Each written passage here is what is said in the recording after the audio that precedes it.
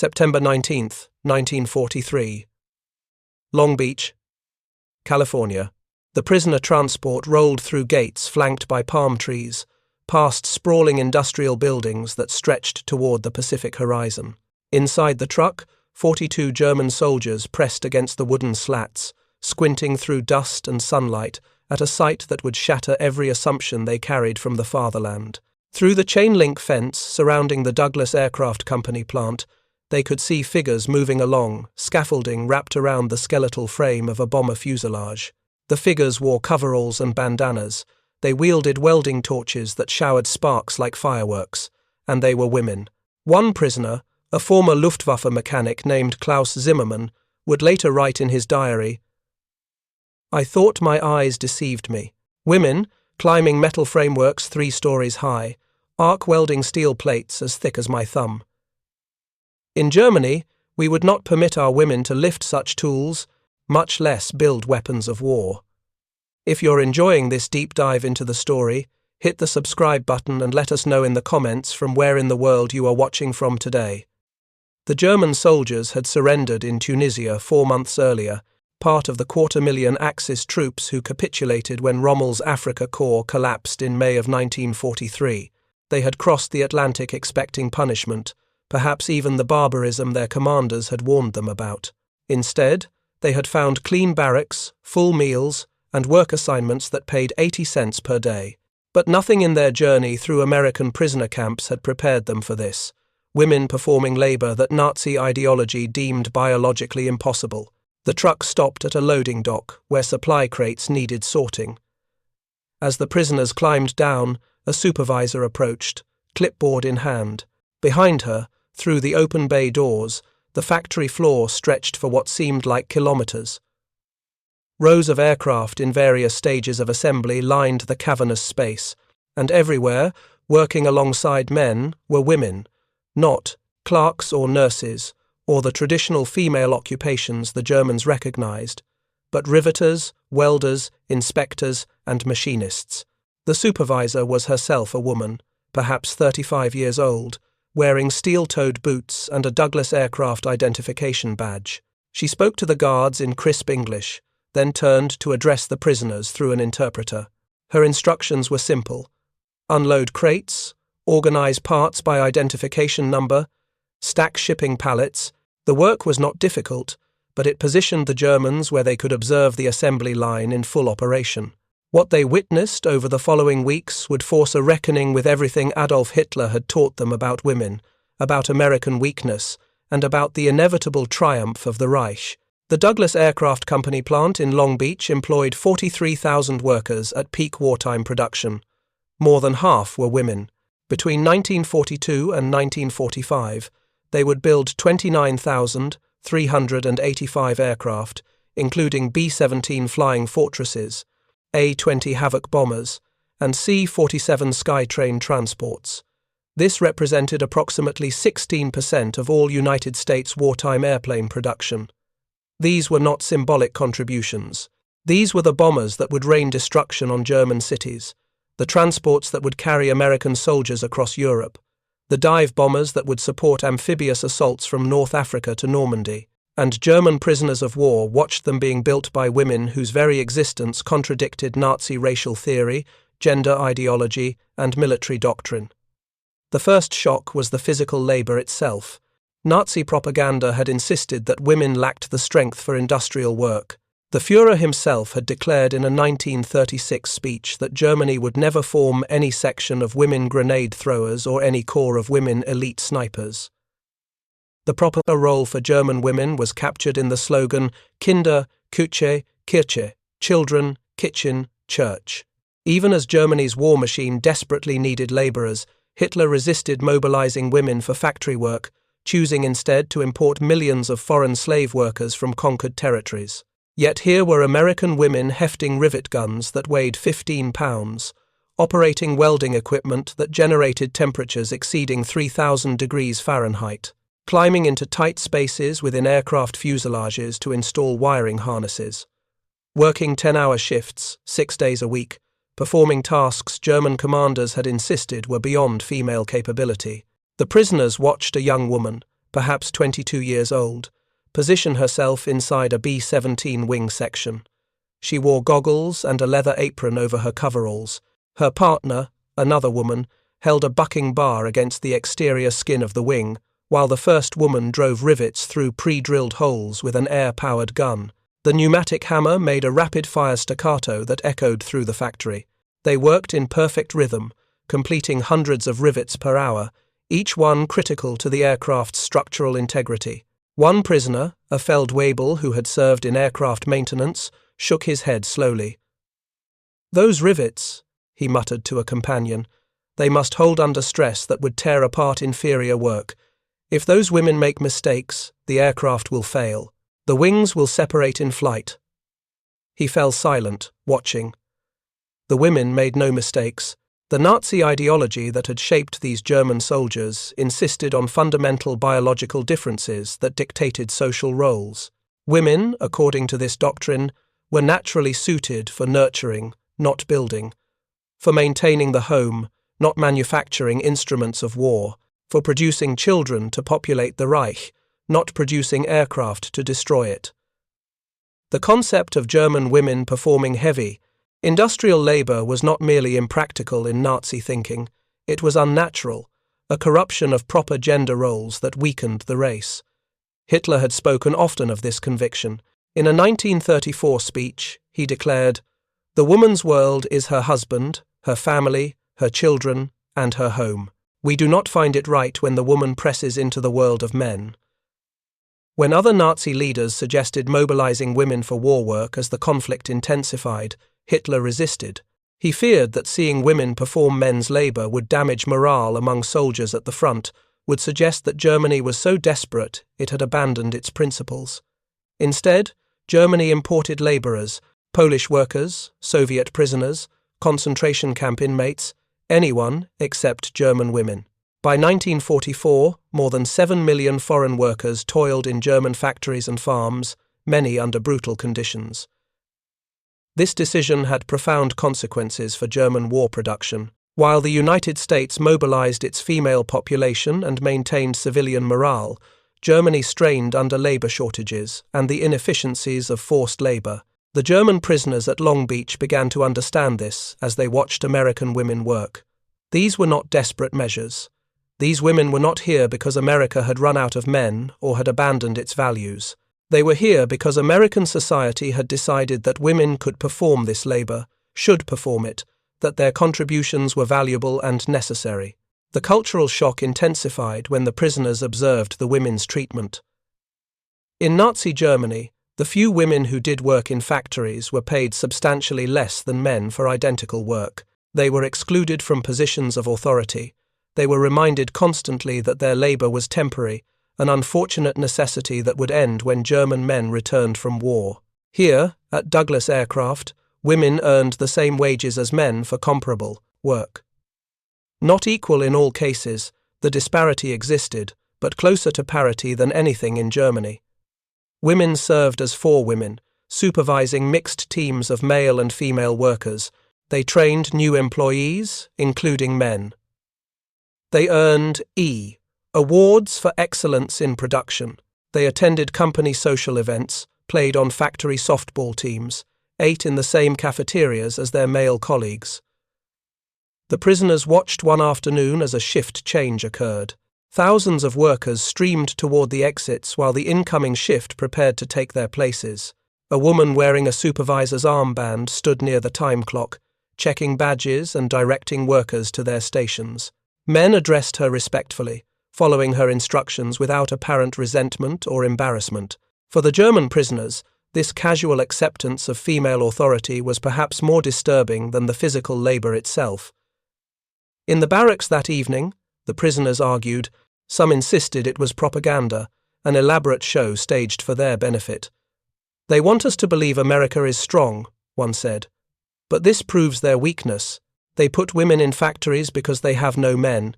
It is desperation disguised as progress." Others were less certain. "Did you see how they worked?" another asked. "The precision, the speed. Those aircraft are real. The bombers we saw taking off from the airfield, they were built here, by these women." The debate reflected a deeper cognitive dissonance. Everything they had been taught insisted that what they were witnessing was impossible. Yet the evidence was undeniable. The factory produced aircraft at a rate that German industry could not match. Women performed labor that Nazi ideology claimed they could not perform, and American society had mobilized its population in ways Germany had refused to attempt. During their second week at the plant, the prisoners were assigned to work near a welding station where a team of women were assembling fuselage sections. The lead welder was a black woman in her 30s, directing two younger women, one white and one Hispanic. This racial integration provided another shock. Nazi racial theory ranked black people even lower than Slavs on the supposed hierarchy of races.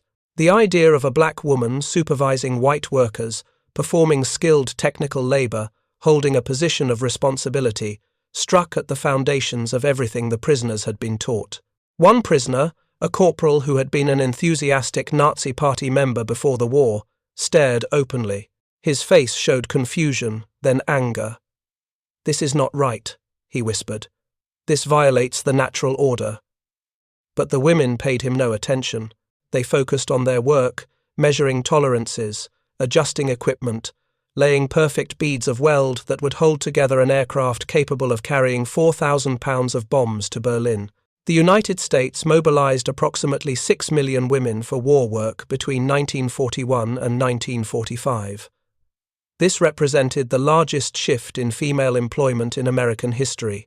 Women moved into occupations previously closed to them: welding, riveting, crane operation, tool and die making, aircraft assembly, shipbuilding. They comprised 40% of aircraft industry workers by 1943. At Douglas Aircraft alone, women built 16% of all American wartime aircraft production. These statistics meant something tangible. America produced approximately 300,000 aircraft during World War II. Nazi Germany produced approximately 120,000. The disparity had many causes: American industrial capacity, resource availability, technological advantages. But labor mobilization was crucial. By utilizing its female population, America doubled its effective workforce. By refusing to do so, Germany constrained its own productive capacity. The German prisoners could calculate these implications. They had fought in North Africa, where superior German tanks and tactics had initially prevailed until American material superiority overwhelmed them. They had watched Allied aircraft fill the skies in numbers that German fighters could not match. They had surrendered when supply lines collapsed and reinforcements never came. Now they understood why. While German factories struggled with labor shortages, American factories operated at full capacity. While Nazi ideology kept German women in the home, American women built the machines that would crush the Reich. One prisoner, a former teacher named Ernst Weber, began keeping detailed notes. He sketched the factory layout, estimated production rates, recorded the percentages of female workers in different roles. His notes reflected growing understanding. The Americans have not merely permitted women to work, they have systematically trained them, equipped them, organized them into an industrial force that exceeds our total productive capacity. This is not desperation, this is strength we never anticipated. The lunch break provided another revelation. The prisoners ate in a separate area, but they could observe the main cafeteria where factory workers gathered. Long tables filled with men and women, white and black and Hispanic workers, eating together, talking, laughing. No segregation by gender or race. No obvious hierarchy beyond the workplace distinctions of supervisor and worker. The cafeteria served hot meals, vegetables, meat, bread, coffee. The portions were generous. Workers paid modest prices or used company meal vouchers. This casual abundance, this ordinary scene of workers eating lunch, represented something the prisoners had not seen in Germany for years. Food rationing had tightened throughout the war. German workers subsisted on limited rations, while Nazi officials hoarded luxuries. The social divisions between party members and ordinary citizens had grown stark, yet here, in an enemy nation, supposedly on the brink of collapse according to German propaganda, workers ate well and seemed satisfied. A guard approached the prisoner work area, accompanied by a woman carrying a clipboard. She wore a Douglas aircraft badge, identifying her as an inspector. The guard explained that she needed to verify the inventory the prisoners had been organizing. For the next hour, she moved through the organized crates, checking part numbers against her list, occasionally asking questions through the interpreter. She worked efficiently, professionally, treating the prisoners neither with hostility nor excessive friendliness. She was simply doing her job. When she finished, she nodded to the guard, made a notation on her clipboard, and left. One prisoner watched her go, then spoke quietly. In Germany, if a woman questioned a soldier's work, even a captured enemy soldier, she would be mocked. Here, no one finds it strange. The guard treated her as an equal. She had authority, and he respected it. These small observations accumulated, building a picture that contradicted everything Nazi propaganda had taught them. American society was not weak, it was different. It organized itself according to principles that Nazi ideology rejected, but those principles produced results that Germany could not match. Women in factories, racial integration in workplaces, democratic decision-making that empowered workers, material abundance that sustained both military and civilian needs. These were not signs of decadence and weakness, they were sources of strength. The prisoners worked at the plant for 6 weeks before being transferred to a different assignment. During that time, they watched women complete their work with skill and dedication. They saw aircraft roll off the assembly line at rates that would have seemed impossible in German factories. They observed a society that had mobilized its entire population for war without the brutal coercion that characterized Nazi governance. As their truck departed Long Beach for the last time, Klaus Zimmermann looked back at the factory. Through the windows, he could see welding torches sparking, cranes moving fuselage sections, workers swarming over aircraft in various stages of completion.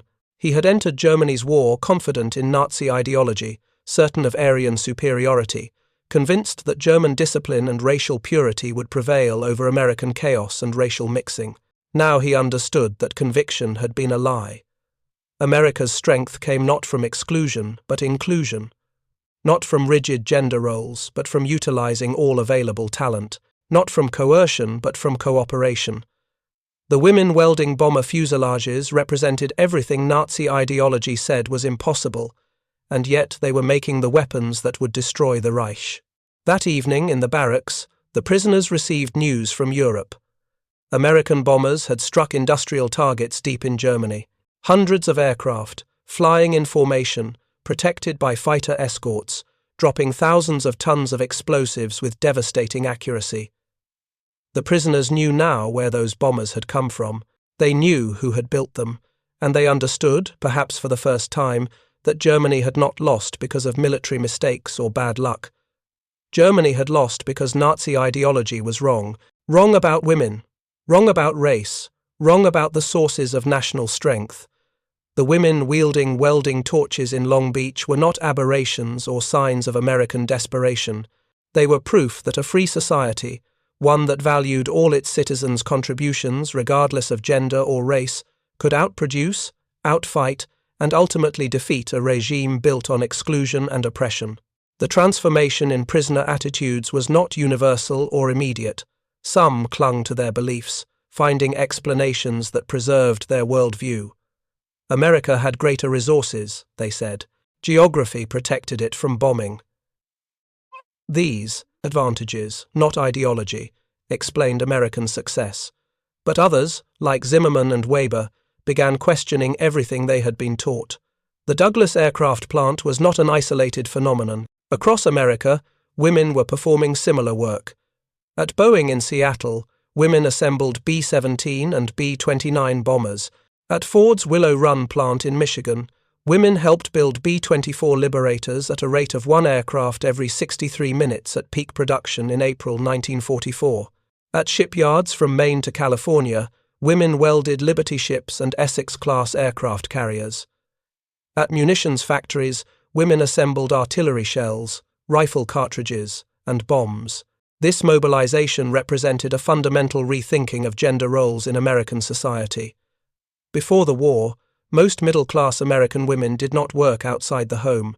Social conventions and employer discrimination limited opportunities. The attack on Pearl Harbor changed everything. If you find this story engaging, please take a moment to subscribe and enable notifications. It helps us continue producing in-depth content like this. With millions of men entering military service, factories desperately needed workers. The government launched recruitment campaigns featuring characters like Rosie the Riveter, appealing to women's patriotism and emphasizing that factory work was temporary wartime service. Women responded in numbers that exceeded expectations. They left traditional female occupations, domestic service, clerical work, and teaching for better-paying factory jobs. They learned skills previously considered male domains. They proved capable of performing labor that conventional wisdom had deemed beyond female ability. Their contributions were essential to Allied victory. The irony was profound. Nazi Germany, which claimed racial and ideological superiority, constrained its productive capacity by refusing to mobilize half its population. The United States, dismissed by Hitler as decadent and weak, demonstrated that a society which valued contributions from all citizens could mobilize resources that authoritarian regimes could not match. German prisoners witnessed this paradox daily. They saw women performing work Nazi ideology said they could not do. They saw racial integration that Nazi theory said would lead to chaos, producing instead efficient cooperation. They saw a democratic society organizing industrial production that exceeded what German central planning achieved. The evidence was overwhelming and undeniable. One prisoner, a former engineering student, had a conversation with an American guard who spoke some German. The prisoner asked why America mobilized women while Germany had not. The guard shrugged. "Why wouldn't we? If someone can do the work, what difference does it make if they're a man or a woman? We need aircraft. Women can build aircraft." Seems simple. That simplicity, that pragmatic acceptance of women's capabilities, reflected a fundamental difference in worldview. America was not guided by rigid ideology about natural hierarchies and proper social roles. It was guided by practical considerations about winning the war. This flexibility, this willingness to adapt and utilize all available resources, proved decisive. The prisoners' observations at Long Beach were shared throughout the POW camp system. Letters home, when censors allowed, mentioned the shock of seeing women in factories. Diary entries recorded the cognitive dissonance of watching female welders and riveters. Camp newspapers, published by prisoners, occasionally discussed the American mobilization of women, usually with grudging acknowledgement of its effectiveness. Some prisoners tried to reconcile what they saw with Nazi ideology. They argued that American women were forced into factories by economic desperation, that they were unhappy performing men's work, that the situation was temporary and would revert to natural order after the war. But these rationalizations grew harder to maintain as the evidence accumulated. The women did not seem unhappy. They smiled, laughed, took pride in their work. They earned wages that provided independence. They developed skills that would serve them after the war. Many said in surveys that they wanted to continue working in industrial jobs when the war ended. This was not forced labor. This was opportunity. The cultural impact extended beyond the factories. American women were serving in military auxiliaries, driving trucks, repairing aircraft, working as radio operators and intelligence analysts. They were flying military aircraft across the country as ferry pilots. They were testing newly repaired planes. They were training anti-aircraft artillery gunners by towing target sleeves. 16 Army nurses were killed by enemy fire during the war. 68 American servicewomen were captured as POWs in the Philippines. This widespread female participation in the war effort represented a mobilization that Germany never attempted and that German prisoners found difficult to comprehend. In Nazi Germany, women's primary duty was producing children for the Reich. The Mother's Cross was awarded to women who had 4 or more children, bronze for 4 to 5, silver for 6 to 7, gold for 8 or more. This emphasis on reproduction rather than production reflected Nazi priorities and constrained German war-making capacity. Hitler himself had said in a 1935 speech, "The woman's world is her husband, her family, her children, and her home." We do not find it right when the woman presses into the world of men. This conviction, maintained even as Germany faced labor shortages and military defeats, handicapped German industry throughout the war. By contrast, American war production benefited enormously from female workers. Aircraft production increased from less than 3,000 planes in 1939 to 300,000 by war's end. Women constituted approximately 40% of aircraft workers during peak production. Without their contributions, this expansion would have been impossible. The bombers they built struck German cities. The fighters they assembled escorted those bombers. The transports they constructed carried troops and supplies. Every aspect of American military power rested in part on the work performed by women in factories across the nation. The German prisoners at Long Beach represented a tiny fraction of the 371,683 German POWs held in America during the war.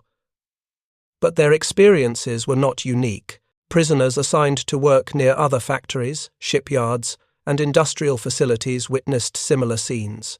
They saw American industrial capacity that exceeded German production despite facing enemies on multiple fronts. They saw a mobilization that utilized every segment of society.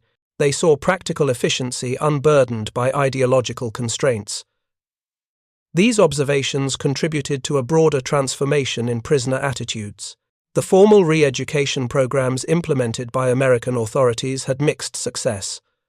But the informal education provided by simply observing American society proved remarkably effective. Prisoners who entered camps as committed Nazis often left questioning the ideology they had fought for. The women welding bomber fuselages became symbols of this transformation. They represented everything Nazi propaganda said could not exist. Female strength, racial integration, democratic cooperation, industrial efficiency, without brutal coercion. Yet they existed, they worked, they built the weapons that defeated Germany, and German prisoners watched them, unable to deny the evidence of their eyes. One prisoner, reflecting on his time at Long Beach years later, wrote, "We had been taught that women belonged in the home, that their proper role was bearing children and supporting husbands. We believed this was natural law, ordained by biology. Then we saw American women building bombers, and we realized we had been lied to about everything. If we were wrong about women, what else had we been wrong about?" That question haunted many former prisoners as they returned to Germany after the war. They brought with them memories of American abundance, industrial capacity, and social organization that contradicted Nazi ideology. They had witnessed alternative ways of organizing society, ways that produced better outcomes than the authoritarian model they had known. The women who worked at Douglas Aircraft and similar facilities rarely thought of themselves as ideological weapons. They were doing necessary work, earning good wages, contributing to the war effort. They took pride in their skills and their contributions. Many hoped to continue working in similar capacities after the war ended. They were simply Americans doing their jobs. But to the German prisoners who watched them work, they represented something more profound. They were living refutations of Nazi racial and gender theory. They were proof that a society which valued all its citizens' contributions, regardless of gender or race, could mobilize resources that exclusionary regimes could not match. They were evidence that American strength came not from racial purity or authoritarian control, but from freedom, diversity, and practical cooperation. As the war ground toward its conclusion, the lessons of Long Beach spread through the prisoner population. Men who had fought for Hitler's Reich found themselves forced to confront uncomfortable truths. The society they had been taught to despise demonstrated capabilities they had been told it lacked. The people they had been taught were inferior. Women, minorities, immigrants proved essential to American victory. This cognitive dissonance was painful. It meant acknowledging that the ideology they had believed, fought for, sacrificed for, was fundamentally wrong. It meant accepting that their enemies had been right, not just militarily stronger, but morally and ideologically superior. It meant reimagining their understanding of how societies should function and what made nations strong. Not all prisoners underwent this transformation. Some maintained their beliefs, finding explanations that preserved their worldview, but many did change, influenced by what they saw and experienced in America. The women wielding welding torches, climbing scaffolding, building aircraft with precision and skill, these images could not be unseen. They challenged assumptions too fundamental to ignore. As the prisoners eventually returned to Germany, they carried these memories with them. They returned to a nation devastated by war, cities reduced to rubble, industry destroyed, society fractured. They faced the task of rebuilding not just physical infrastructure, but moral and social foundations. The lessons learned in American factories would influence how some approached that reconstruction. The women of Douglas Aircraft did not know the impact they had on the German prisoners who watched them work. They could not have anticipated that their labor would become a weapon more powerful than the bombers they built. But in demonstrating capabilities that Nazi ideology denied, in proving that women could perform work their enemies claimed was impossible, they struck a blow against totalitarian thinking that resonated beyond the immediate military conflict. The welding torches that sparked in Long Beach illuminated more than steel. They exposed the lies at the heart of Nazi ideology. They revealed the strength of democratic societies that valued all citizens. They demonstrated that freedom and equality were not weaknesses but sources of power. The women wielding those torches were building more than aircraft. They were constructing proof that a better world was possible, one where human worth was not determined by gender or race, where capabilities mattered more than ideology, where practical cooperation produced results that authoritarian coercion could not achieve. The German soldiers who entered the Douglas aircraft plant in September 1943 came as prisoners, defeated but still clinging to the beliefs that had sent them to war. They left 6 weeks later with those beliefs shaken, confronted daily by evidence that contradicted everything they had been taught. The women they watched, welding steel, driving rivets, assembling bombers, had accomplished something remarkable. They had helped win a war, and in doing so, they had helped free the minds of those who came to understand that the ideology they had served was built on lies that America's women had proven false, with every weld, every rivet, every completed aircraft that rolled off the line toward victory. The trains that carried German prisoners back across the Atlantic in 1946 moved through a different world than the one they had left. They were returning not as conquerors but as witnesses to their own ideology's failure. The journey itself provided time for reflection, for processing what they had seen, for beginning the painful work of reconciling belief with evidence. Klaus Zimmermann sat in a converted Liberty ship, one of hundreds carrying prisoners home. Around him, men argued, fell silent, stared at the grey ocean. Some maintained their defiance, insisting that Germany had lost only because of material disparities, that Nazi ideology remained correct even in defeat. Others spoke quietly of what they had witnessed, comparing notes about American factories, farms, abundance. "I saw a black woman supervising white workers," one prisoner said. "She was welding aircraft fuselages. The men respected her authority. They followed her instructions without question." Another shook his head slowly. "My mother worked in a German factory during the war. She earned half what men earned for identical work. She had no authority. She was told daily that her labor was temporary, unwanted, necessary only because of emergency." The conversations revealed the cognitive dissonance many prisoners experienced.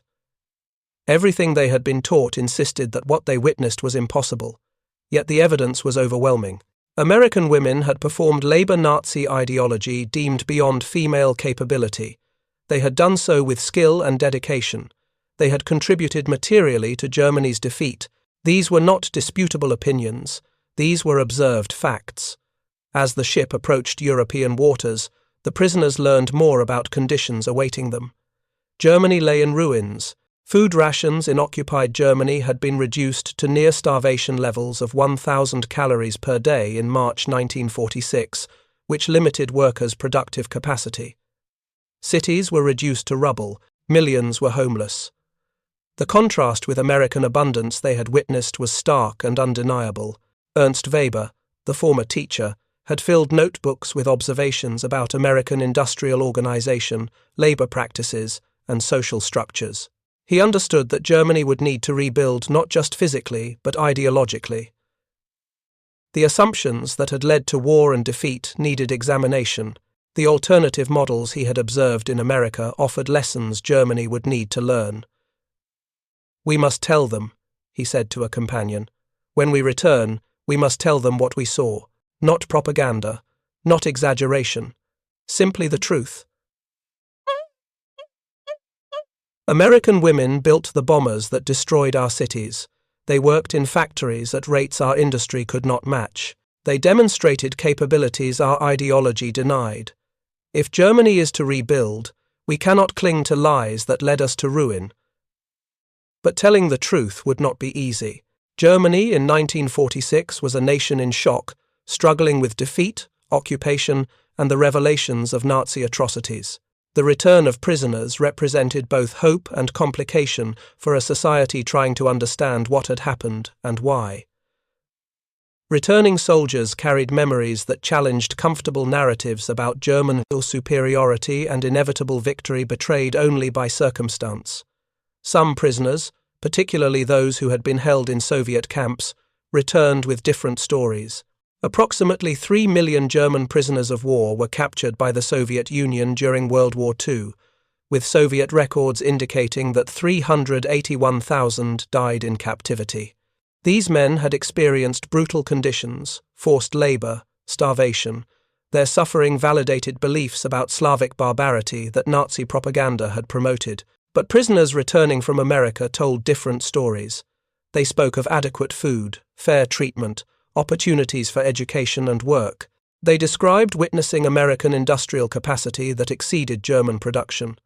They mentioned, sometimes hesitantly, seeing women perform labor that Nazi ideology had deemed impossible. These accounts complicated simple narratives about the war and its outcome. The ship docked at a port in the British occupation zone. As prisoners disembarked, they encountered a Germany transformed by defeat. Cities they remembered as vibrant centers of commerce and culture were now landscapes of broken stone and twisted metal. People moved through streets with the hollow eyes of those who had endured too much. Food was scarce. Hope was scarcer. Zimmermann made his way to his hometown in the Ruhr Valley. The journey took days, traveling through a broken transportation system, sleeping in makeshift shelters, eating whatever food could be found. When he finally reached his family's apartment building, he discovered it had been destroyed by bombing.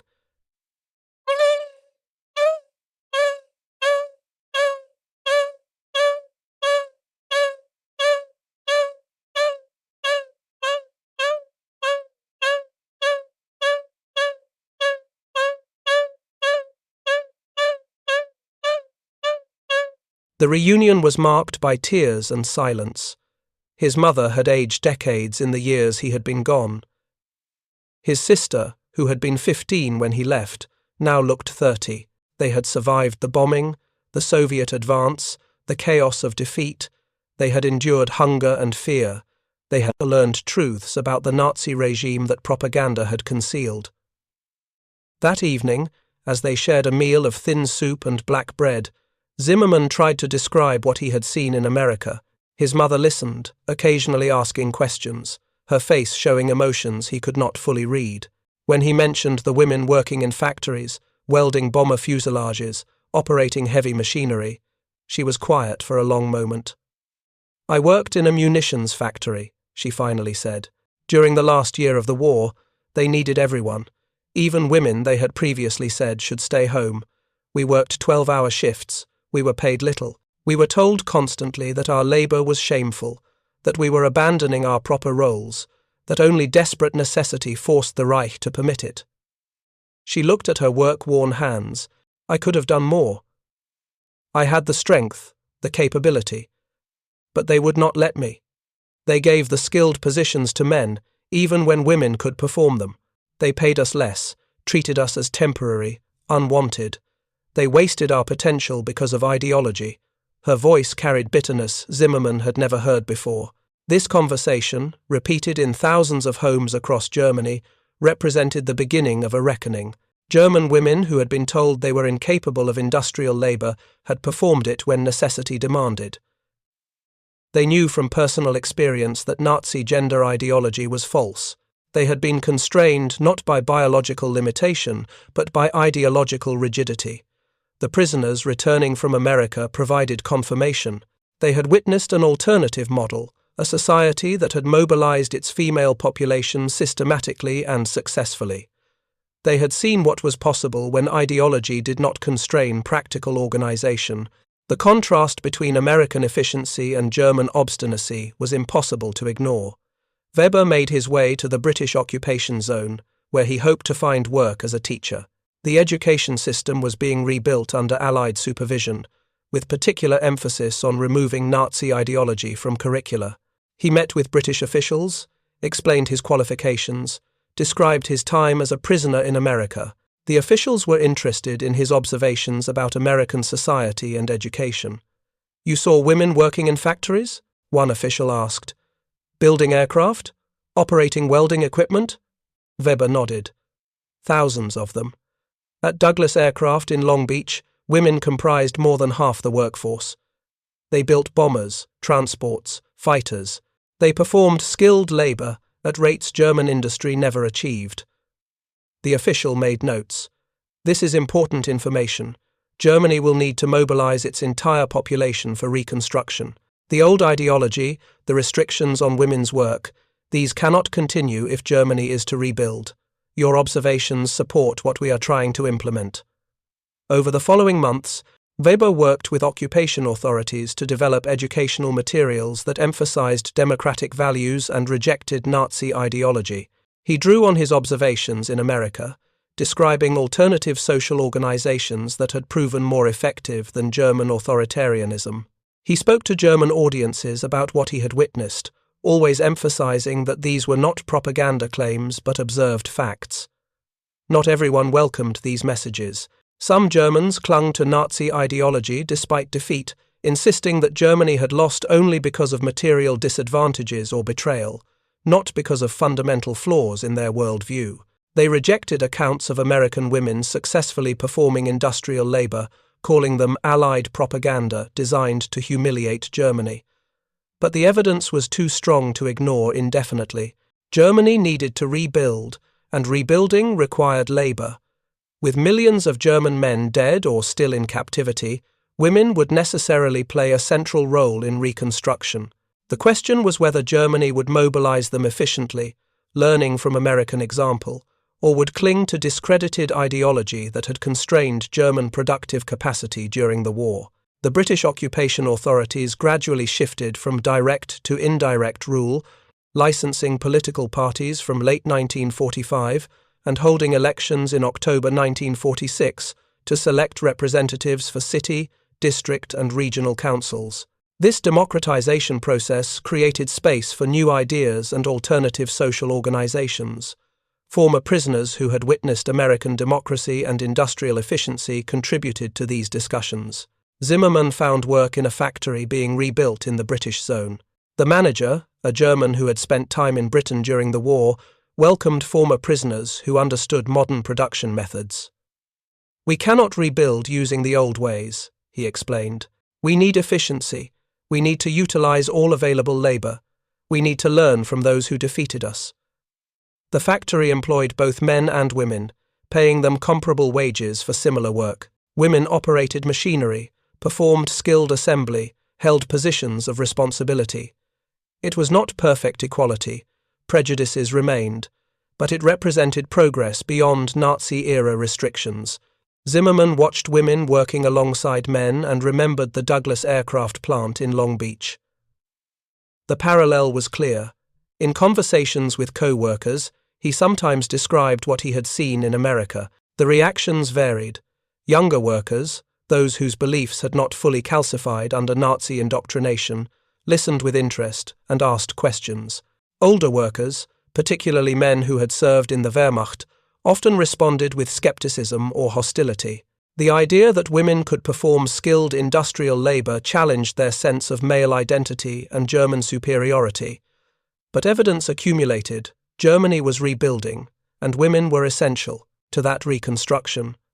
They cleared rubble from streets, operated construction equipment, worked in factories, managed logistics.